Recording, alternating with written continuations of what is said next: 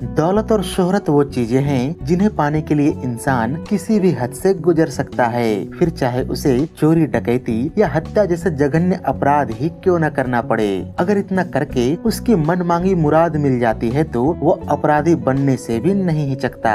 साल 1988 में निर्माता निर्देशक राकेश रोशन इंसान की इसी विकृति के इर्द गिर्द घूमती खून भरी मांग नामक फिल्म लेकर आए थे। राकेश रोशन की फिल्म निर्माण कंपनी फिल्म क्राफ्ट के बैनर तले बनी इस फिल्म की कथा पटकथा लिखी थी रवि कपूर और मोहन कौल ने, जो इससे पहले मिथुन चक्रवर्ती स्टारर अविनाश, राकेश रोशन के निर्माण व निर्देशन में बनी पहली फिल्म खुदगर्ज, धर्मेंद्र और शत्रुघ्न सिन्हा स्टारर लोहा जैसी फिल्में लिख चुके थे और आगे चलकर इन्होंने अमिताभ बच्चन स्टारर हम, संजय दत्त स्टारर कुर्बानी रंग लाएगी तथा जैकी श्रॉफ और Shahrukh Khan starrer king uncle जैसी फिल्में भी लिखी। इनमें से रवि कपूर राकेश रोशन के साथ आगे भी जुड़े रहे और उनके लिए करण अर्जुन, कोयला और कहो ना प्यार है जैसी अन्य फिल्मों का भी लेखन किया। खैर, बात करें फिल्म खून भरी मांग के संवाद लेखक की तो वो थे कादर खान साहब, जो राकेश रोशन के साथ खुदगर्ज के दौरान से ही जुड़े थे, जिसमें उन्होंने न केवल संवाद लेखन किया बल्कि भीमजी बाटलीवाला नामक एक वकील की भूमिका भी निभाई थी। आगे चलकर कादर खान ने राकेश रोशन के लिए आखिरी बार फिल्म किशन कन्हैया में अभिनय तथा संवाद लेखन किया, जो कि खून भरी मांग के बाद राकेश रोशन के निर्माण व निर्देशन में बनी तीसरी फिल्म थी। तकरीबन 2 घंटे 26 मिनट लंबी फिल्म खून भरी मांग को 12 अगस्त 1988 के दिन रिलीज किया गया था, जिसकी प्रमुख सहायक व मेहमान भूमिकाओं में नजर आए थे रेखा, कबीर बेदी, सोनू वालिया, शत्रुघ्न सिन्हा, राकेश रोशन, कादर खान, सईद जाफरी, सत्यजीत पुरी, पी जयराज, मंगल ढिल्लन, टॉम अल्टर, शुभा खोटे, ए.के. हंगल, सुलभा देशपांडे, सुलोचना लाटकर आदि। बात करें फिल्म खून भरी मांग के गीत संगीत की तो इसके गीतों को लिखा था इंदिवर साहब ने तथा धुन तैयार किया था राकेश रोशन के छोटे भाई राजेश रोशन ने, जिन्होंने अपने म्यूजिक करियर की शुरुआत साल 1974 में आई महमूद साहब की फिल्म कुंवारा बाप से की थी और आगे चलकर जूली, स्वामी दादा, देश परदेश, जनता हवलदार, मिस्टर नटवरलाल, काला पत्थर, याराना, खुददार, कामचोर और बाबू जैसी कई फिल्मों के लिए बेहद लोकप्रिय संगीत तैयार किया। इसके अलावा उन्होंने अपने भाई के प्रोडक्शन में बनी पहली फिल्म खुदगर्ज से लेकर करण अर्जुन, कोयला, कहो ना प्यार है, क्रिश फिल्म सीरीज और काबिल के लिए बेहद सुरीले गाने बनाए।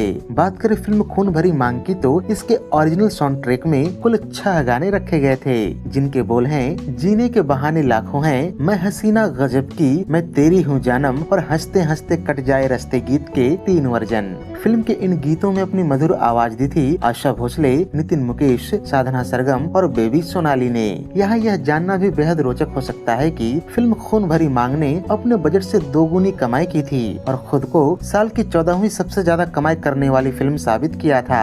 जहां इस फिल्म का बजट था तकरीबन 1 करोड़ 20 लाख रुपए, वहीं इसने 2 करोड़ 30 लाख रुपए कमाए थे। इस लिहाज से यह हिट घोषित की गई थी। इस साल कमाई के मामले में पहले स्थान पर रही फिल्म तेजाब, जिसका बजट था तकरीबन 1 करोड़ 50 लाख रुपए और इसने अपने बजट का लगभग 5 गुना अर्थात 8 करोड़ रुपए कमाए और ब्लॉकबस्टर कहलाई। दूसरे स्थान पर रही फिल्म शहंशाह, जिसका बजट था तकरीबन 2 करोड़ 50 लाख रुपए और इसने अपने बजट का लगभग 2.5 गुना अर्थात 6 करोड़ रुपए कमाए और सेमी हिट कहलाई। तथा तीसरे स्थान पर रही फिल्म पाप की दुनिया, जिसका बजट था तकरीबन 1 करोड़ 50 लाख रुपए और इसने अपने बजट का लगभग 3 गुना अर्थात 4 करोड़ 75 लाख रुपए कमाए और हिट कहलाई। इस तरह से यहाँ यह कहा जाए तो गलत नहीं होगा कि तेजाब न केवल इस साल की सर्वाधिक कमाऊ फिल्म रही बल्कि सर्वाधिक मुनाफा भी इसी फिल्म ने कमाया। बहरहाल वापस लौटते हैं फिल्म खून भरी मांग की तरफ। यूँ तो यह फिल्म साल 1983 में आई Australian TV series return to Eden से प्रेरित थी, लेकिन इसके कुछ सीक्वेंसेज पुराने बॉलीवुड फिल्मों से भी मिलते जुलते नजर आते हैं। मसलन फिल्म में रेखा की जब दोबारा शादी होती है तो उनके दूसरे पति कबीर बेदी नदी में उन्हें मगरमच्छ के आगे फेंककर उनकी हत्या करने का असफल प्रयास करते हैं। यह दृश्य एक बारगी साल 1980 में आई निर्माता निर्देशक सुभाष घई की फिल्म कर्ज की याद दिलाती है, जहाँ ऐसे ही एक सीक्वेंस में सिमी ग्रेवाल अपने पति राज किरण की हत्या जीप से कुचलकर कर देती हैं। हाँ, इन दोनों दृश्यों के बाद कहानी बिल्कुल अलग अलग दिशा में अवश्य चली जाती है। यहाँ यह जानना भी आपको रोचक लग सकता है कि फिल्म कर्ज साल 1975 में आई the reincarnation of Peter Proud नामक जिस फिल्म से प्रेरित थी, उसमें नायक को पूर्व जन्म में फिल्म कर्ज की तरह जीप से कुचलकर नहीं मारा गया था, बल्कि उसकी हत्या नदी में नाव के चप्पू से मार मार कर की गई थी। यहाँ खून भरी मांग थोड़ी समान नजर आती है, जहाँ हत्या स्थल एक नदी ही थी। खैर बात जो भी हो, पर खून भरी मांग को लोगों ने हाथों हाथ लिया और यह फिल्म इतनी लोकप्रिय हुई कि इसे अन्य भारतीय भाषाओं में भी रिमेक किया गया, जिनमें प्रमुख रही तेलुगु में बनी गौतमी, तमिल में बनी तेंद्रल सुदुम, कन्नड़ में बनी ज्वाला और उड़िया में बनी नारी भी पिंधी पारे रक्तो सिंदूर। बात करें फिल्म को मिले रिव्यूज की तो द हिंदू में छपी अपने रिव्यू में भावना सोमैया कहती है कि फिल्म में रेखा अपने हर रूप में बेहद प्रभावशाली लगी है। वास्तव में राकेश रोशन ने उन्हें एक ऐसी भूमिका दी है जिसे लोग हमेशा याद रखेंगे। द ट्रिब्यून के एक लेख में मशहूर पत्रकार व लेखक एमएल धवन कहते हैं कि फिल्म खून भरी मांग से राकेश रोशन ने लोगों का यह भ्रम तोड़ दिया है कि किसी भी फिल्म की सफलता के लिए उसमें एक नायक ही हो, बल्कि यह काम एक नायिका भी कर सकती है। वैसे आपको याद हो तो ऐसा ही काम निर्देशक रमेश सिप्पी ने भी साल 1972 में आई अपनी बेहद कामयाब फिल्म सीता और गीता में कर चुके थे, जहां उस समय के दो सुपरस्टार्स धर्मेंद्र और संजीव कुमार केवल सहायक कलाकारों की भूमिका में दिखे थे। बात करें फिल्म खून भरी मांग के कलाकारों के चयन की तो यह जानना भी बेहद रोचक है कि फिल्म के कई कलाकार इसकी पहली पसंद नहीं थे।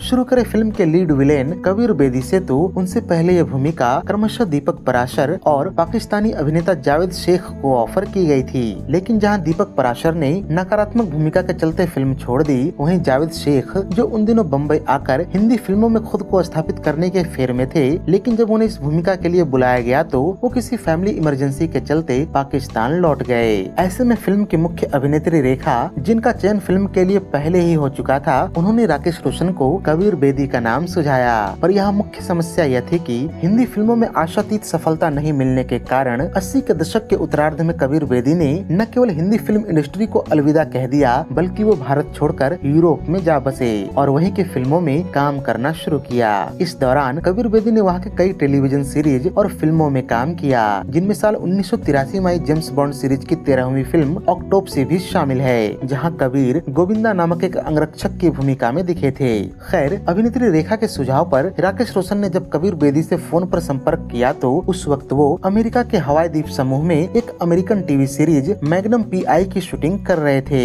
फोन पर राकेश रोशन ने उन्हें फिल्म की कहानी संक्षिप्त रूप में सुनाई, जो कि कबीर बेदी को आकर्षक लगी, लेकिन उन्होंने राकेश रोशन को पूरी स्क्रिप्ट भेजने के लिए कहा। खैर जब कबीर बेदी को फिल्म की स्क्रिप्ट अमेरिका भेजी गई और उन्होंने इसे पढ़ा तो स्क्रिप्ट में अपनी भूमिका को उन्होंने बहुत प्रभावशाली नहीं पाया।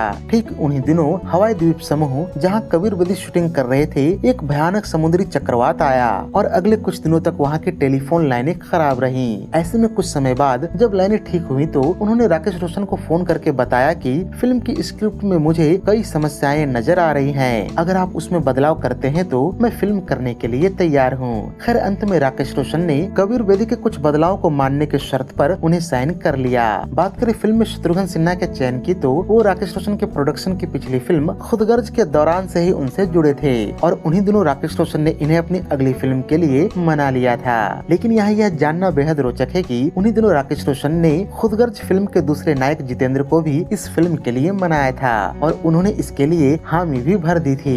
गौरतलब है कि फिल्म में शत्रुघ्न सिन्हा को जेडी की भूमिका सौंपी गई थी, जिसे उन्होंने निभाया भी, लेकिन जितेंद्र जिन्हें रेखा के पहले पति की भूमिका सौंपी गई थी, वो अत्यधिक व्यस्तता के कारण इस फिल्म को नहीं कर सके, जिसे बाद में खुद राकेश रोशन ने ही निभाया।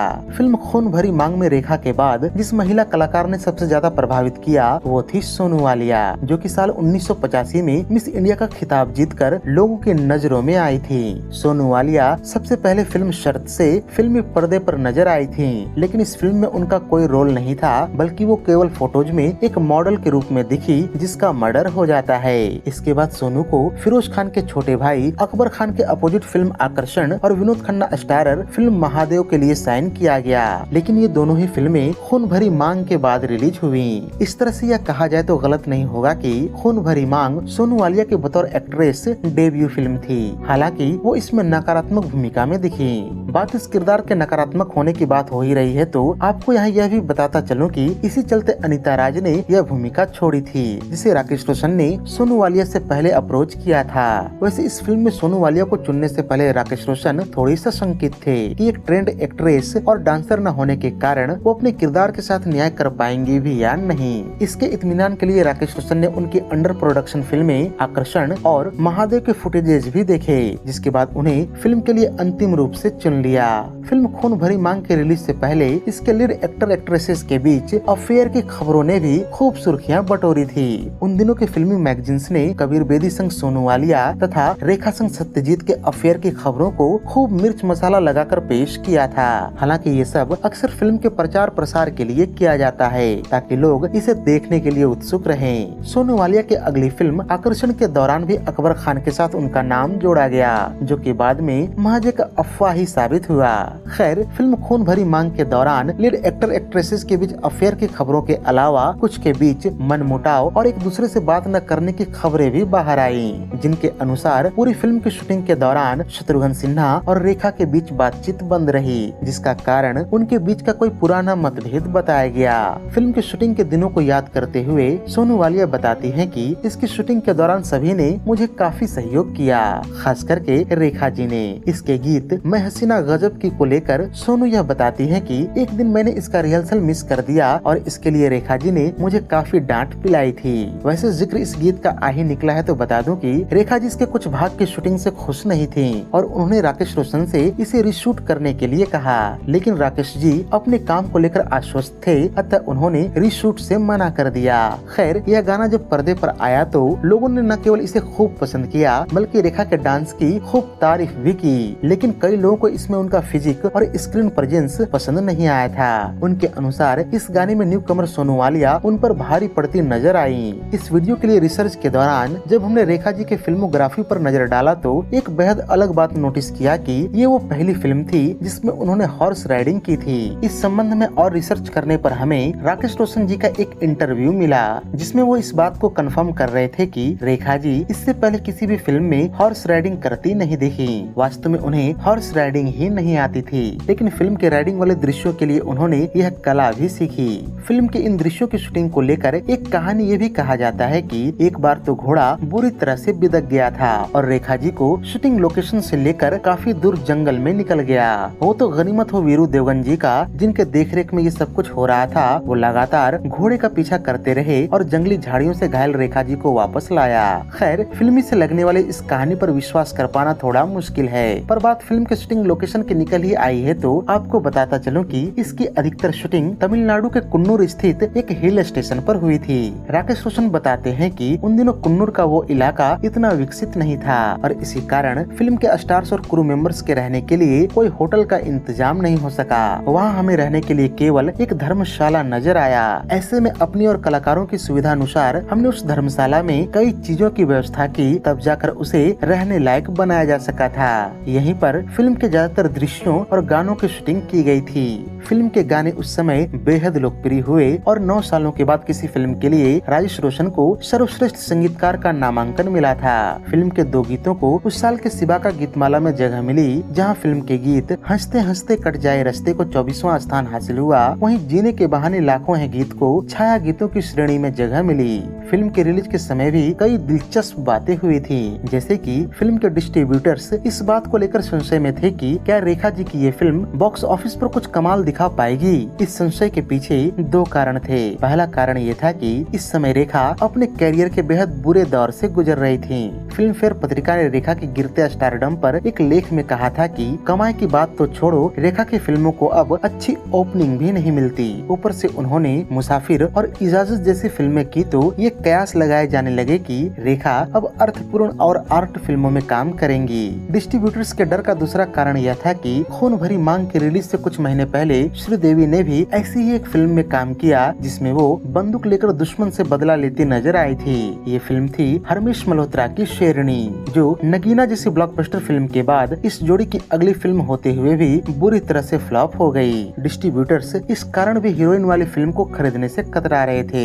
ऊपर से कबीर बेदी भारत में कुछ खास लोकप्रिय नहीं थे, पर डिस्ट्रीब्यूटर्स ने राकेश रोशन की खुदगर्ज जैसी फिल्म को देखते हुए उन पर विश्वास दिखाया और फिल्म को रिलीज किया। इसी बीच समस्या तब और बढ़ गई जब खून भरी मांग की रिलीज डेट यश चोपड़ा की मल्टी स्टारर फिल्म विजय के साथ क्लैश हो गई। कहां एक तरफ एक हीरोइन सेंट्रिक फिल्म और दूसरी तरफ बड़े निर्देशक की अनिल कपूर, राजेश खन्ना, हेमा मालिनी, ऋषि कपूर और मीनाक्षी शेषाद्री जैसे स्टारों से सजी फिल्म। पर रिलीज के बाद वो हुआ जिसकी किसी को भी उम्मीद नहीं थी।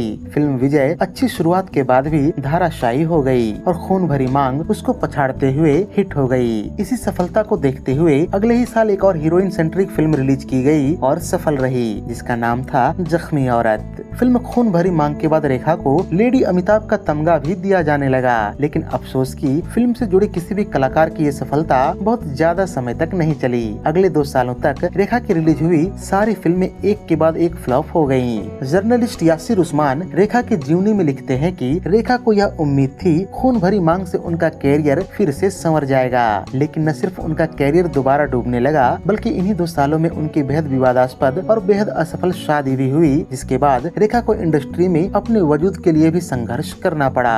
कबीर बेदी का कैरियर भी कुछ खास नहीं चमका और उन्हें बड़ी फिल्मों में छोटी भूमिकाओं से संतोष करना पड़ा। खून भरी मांग जैसा रोल उन्हें दोबारा नसीब नहीं हुआ। सोनू वालिया का कैरियर भी शुरू होते ही खत्म हो गया। अपने पूरे कैरियर में ये उनकी सबसे बड़ी हिट फिल्म थी। इसके बाद सिवाय तहलका के उनकी कोई भी फिल्म सफल नहीं रही। गौरतलब है कि खून भरी मांग फिल्म ने अपने कलाकारों को शोहरत के साथ कई पुरस्कार भी दिलवाए। रेखा को 1980 की खूबसूरत के बाद एक बार फिर सर्वश्रेष्ठ अभिनेत्री का फिल्म फेयर पुरस्कार मिला। यूँ तो फिल्म के निर्देशक राकेश रोशन का अक्षर को अपने लिए लकी मानते थे, लेकिन यह का अक्षर रेखा के लिए भी लकी साबित हुआ, क्योंकि उनको अपने कैरियर के तीनों फिल्म फेयर पुरस्कार का अक्षर की फिल्मों के लिए ही मिले, मसलन खूबसूरत, खून भरी मांग और खिलाड़ियों का खिलाड़ी। सोनू वालिया को भी अपने कैरियर का इकलौता फिल्म फेयर पुरस्कार इसी फिल्म के लिए सर्वश्रेष्ठ सहायक अभिनेत्री की कैटेगरी में हासिल हुआ। इसी फिल्म के लिए संजय वर्मा को सर्वश्रेष्ठ संपादन का फिल्म फेयर भी हासिल हुआ। इन सब के अलावा फिल्म को सर्वश्रेष्ठ फिल्म, सर्वश्रेष्ठ निर्देशक के लिए राकेश रोशन, सर्वश्रेष्ठ संगीतकार के लिए राजेश रोशन और मैं तेरी हूँ जानम गीत के लिए साधना सरगम जी को सर्वश्रेष्ठ गायिका का फिल्म फेयर नामांकन हासिल हुआ था। तो ये थी फिल्म खून भरी मांग पर हमारी एक विशेष प्रस्तुति। उम्मीद है कि यह वीडियो आपको बेहद रोचक लगी होगी। अगर वीडियो पसंद आई हो तो इसे लाइक और शेयर भी कर दें तथा ऐसे ही दिलचस्प वीडियोस की नोटिफिकेशन पाने के लिए चैनल को सब्सक्राइब करके बेल आइकन में ऑल का बटन दबाना न भूलें। धन्यवाद।